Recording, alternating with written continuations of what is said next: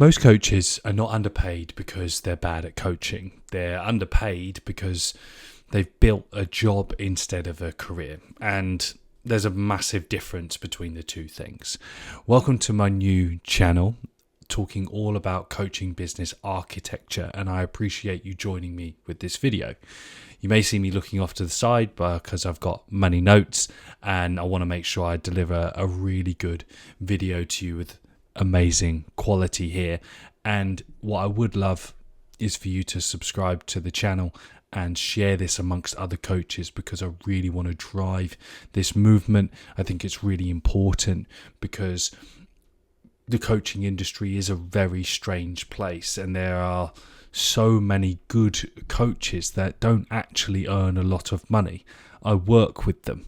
I have my inner circle and my legacy mastermind programs. It's an accumulation of nearly 100 coaches, and over the last 7 years we've probably hit over 200 coaches. So I know this story, and it was me, and that's a really important part.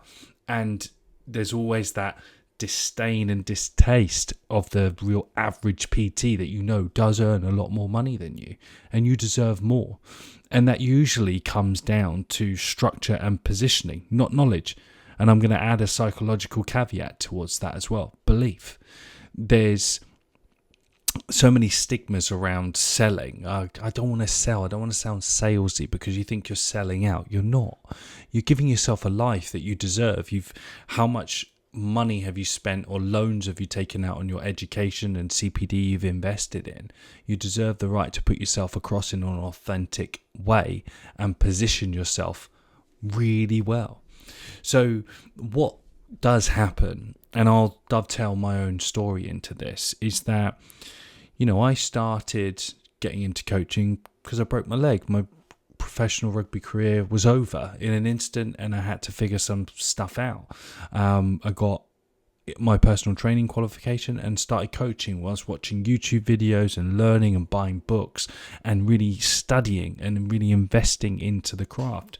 Then I went out, and I had influence from my parents who had started business and bits and bobs, but I was taught that you earn your own money, you earn your own keep. So it was like, okay, I have to go out now and earn and find ways to make money out of doing this thing that I love. So I started coaching local athletes.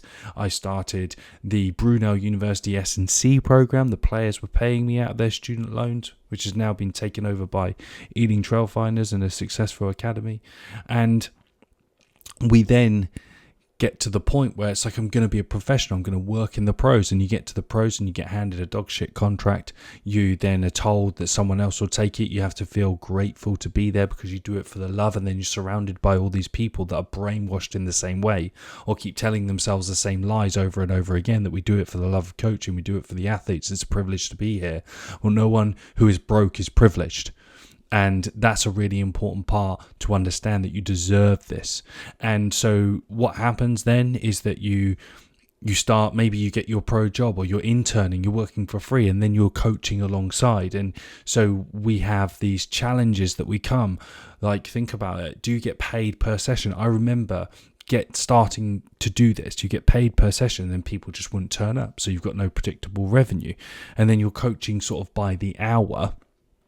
And when you're coaching hourly, we know that there's only a finite amount of hours that you can do. I was working 7 till 4 or 5 most days, and then I'll go and do a few clients in the evening, maybe some before work as well. Saturday mornings, I was luckily getting paid to play rugby as well at the time, so that was bringing in some income. But it was exhausting, and I'm sure you are exhausted as well. And so then what you have is a time for money trap. It's a big under-leveraged service generating problem, and the service sector does do that. And in that way, you're not really leveraging your expertise, because if we look around all the other professions that are deemed societally high regard, doctors and all those sorts of things, it's all time for money. You're paid time for money, where we have a unique opportunity that we can create a new structure within our industry by taking lessons from other very well-developed businesses in other industries and teach and learn and develop, because Otherwise, coaches just drift and they become resentful. And I've taken it upon myself to teach this stuff because no one teaches this stuff. I'll do another video about how I took a fitness pro, business coach, person, guru, Lambo, dickhead to court for £12,000 because I spent every penny I had trying to like level up on this stuff, and it was a disaster. So, as we know, most coaches do start in the same way. They charge per session, maybe per hour, maybe small groups and maybe teams. You slowly get busier and then your income goes up. So then we start to justify the busyness because the income, but then you're just in a trap, and then you hit a ceiling and then you burn out, and then your relationships suffer, and you're programming on a Sunday morning and all hours, and you make these ridiculous excuses that this is okay and this is the way that the coaching industry works because you're afraid, just like I was afraid. And so the reason that you're here today is because no one has taught you how to develop your career. They don't do it at universities, okay? No one tells you how to develop offers, develop systems, develop positioning. You just become generalists. That gives you no leverage, and then you're left with potentially maybe referrals only, or you get good word of mouth business. That's just great. Like, it's a really good leverage point, but it's not a business model. It's not a business. And I'm lucky the way my brain works. If you've not have bought my book, The Sport Speed System, go and get it. Shameless plug. I love the understanding of systems and how things operate because I've had to develop these to coach 50 athletes at one time and manage 50 remote clients at one time. And so you learn this fast by failing, as I have many times. But we need to learn how to build a coaching career, because if you're obsessing about becoming a head of performance in a top club, for example, rugby, my main background, I think there's only 12 Premiership rugby teams now. So there's 12 jobs for that. The people that are going to get there are either attached to a head coach, or they're just going to sit tight and just thank the S&C lords or the physio lords, gods, that they're there. So we then have this like artificial ceiling that we're against constantly, and if you're trying to progress outside, you end up getting isolated and fired, and you get pushed aside because you're outgrowing the role. People want you to shut up, sit tight, do as you're told, do your job, take your average salary and be happy. On your way, get your tracksuit, mate. If you're lucky, you'll get a new one. I got secondhand kit when I first started working, and I'm not sure it was washed. I don't know. But anyway, and there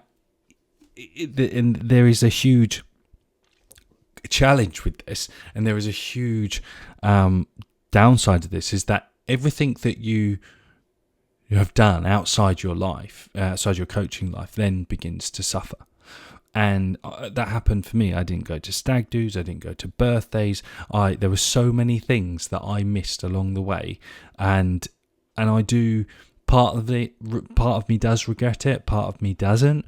But what I was able to do is learn in the process, because what you do then is you just get absorbed, and then these self-fulfilling prophecies and these lies that you start to tell yourself become your beliefs. And then once those beliefs are set in, you are then really difficult to reason with, and you're very difficult to challenge, and it stops you growing. It stops you becoming the person you should be. And in your early 20s, that's okay. But if you're late 20s, in your 30s, you may have kids and families and obligation. And who's going to upstick their family and move them halfway around the world when they're in school or whatever, like 10-year-olds, and your partners? There's so much that comes to it because you just got fired on a whim, which can happen. So what we have to really start to think about here, and in my experiences massively, when I realized that my income was tied to time and my structures were all over the place, I had to start to change the way I built around my business in order to actually scale it and become protected. So when I actually got fired, I was fine because I was making equivalent. I think it was about the equivalent amount of money outside of my business, than in the team that I was working with at the time. I had a £27,500 4-day-a-week contract retainer, which I negotiated. And I was doing that outside as well. So there, I was able to make 55,000 roughly gross a year, which was brilliant. I was happy, and it was just single man doing my thing at the time. But the real sort of issues as we move, so now you can kind of understand the top lines of where we are, but what we have to think about and see as we go across to the next part is coaches. You have 4 real key problems. Coaches sell time, they don't have structured offers, they are generalists, and they don't actually build systems. So most people and coaches don't really have a pricing problem, because how you can't outprice a bad business. It's super simple. So when you think about when your income is dependent on how many hours you coach, you actually don't have a business. You just have a job that you built for yourself. It's not a business. You need to be able to go on holiday and make money whilst you're away. So you think about, if you want to make that shift, you have to go back to the drawing board and reset the formation out as you would do a sports team to how things suffer. And I'll give you a really good example of how a service business does this really, really well. I remember when the pound menu came out for McDonald's, that you would go in and you would buy something for £1. I think it's probably £2 now, £3. But you'd buy all the other things along the way. So your average order value wouldn't be £1, it would be about £4, or you buy 4 burgers, and so smart businesses understand where things sit on the board, because we'll get you in and you'll spend a little bit more money, and that's an ascension process, which is really useful. And we're going to dive into all of these nuts and bolts.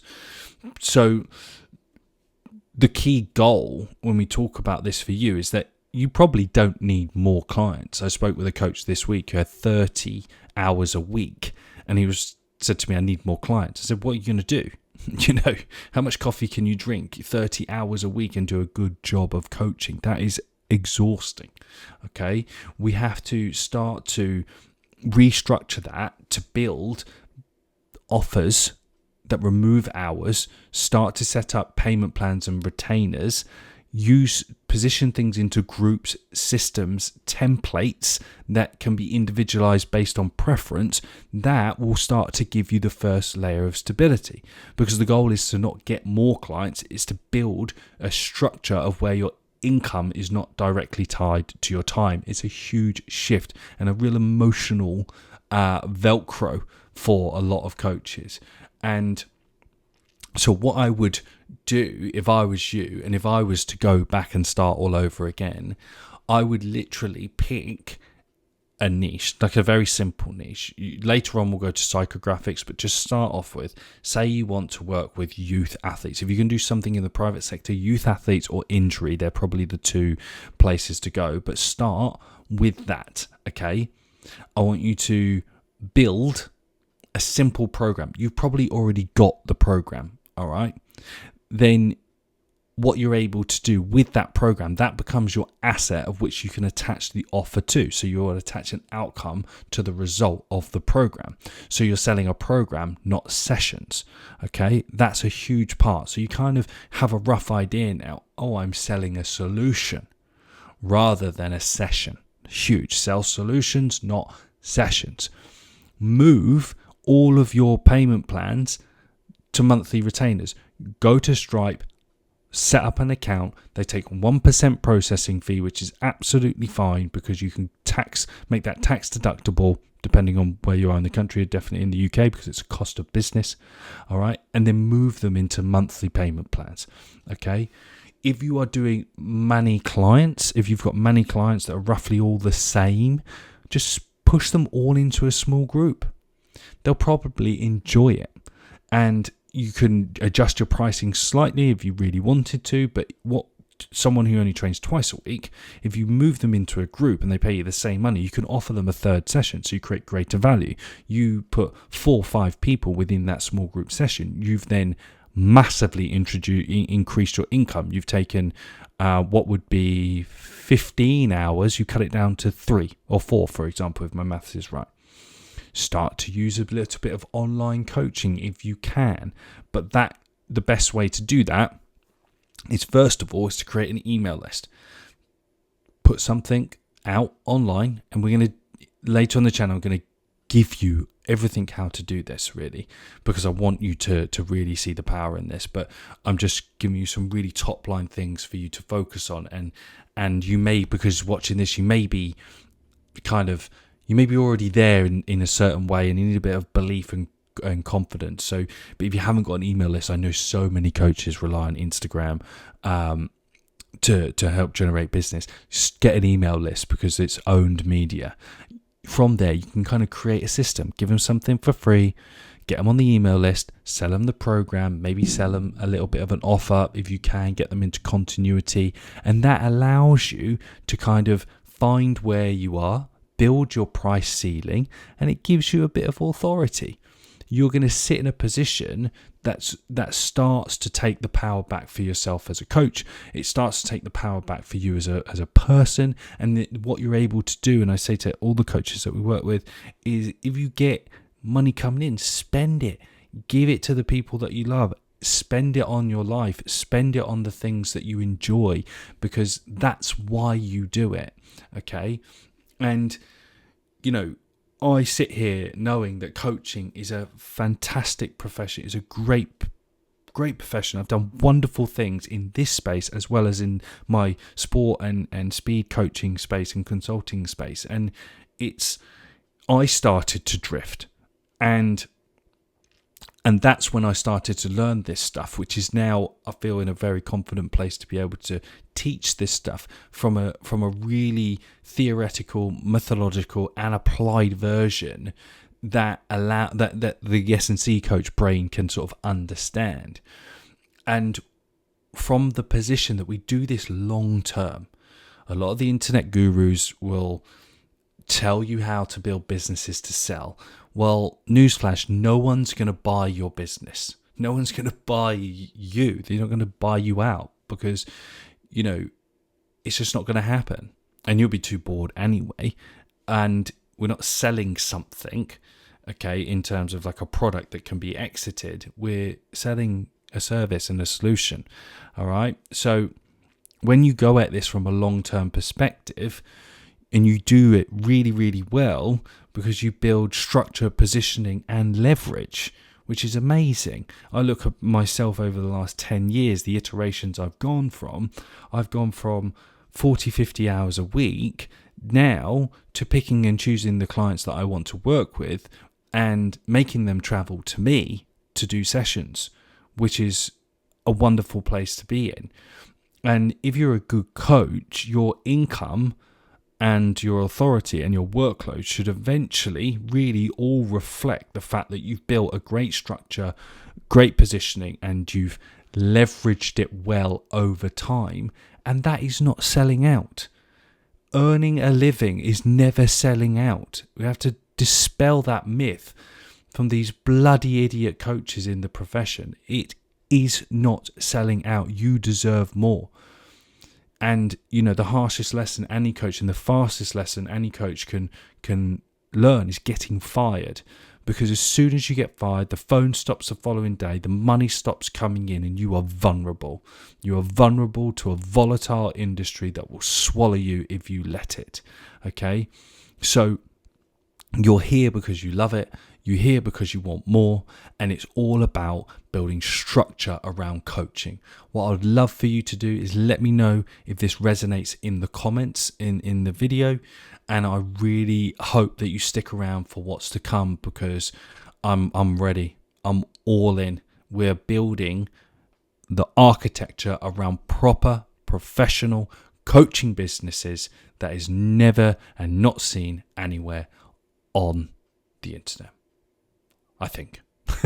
But anyway, for now, I'm Sam Paul, and I really appreciate you, and I'll see you on the next video.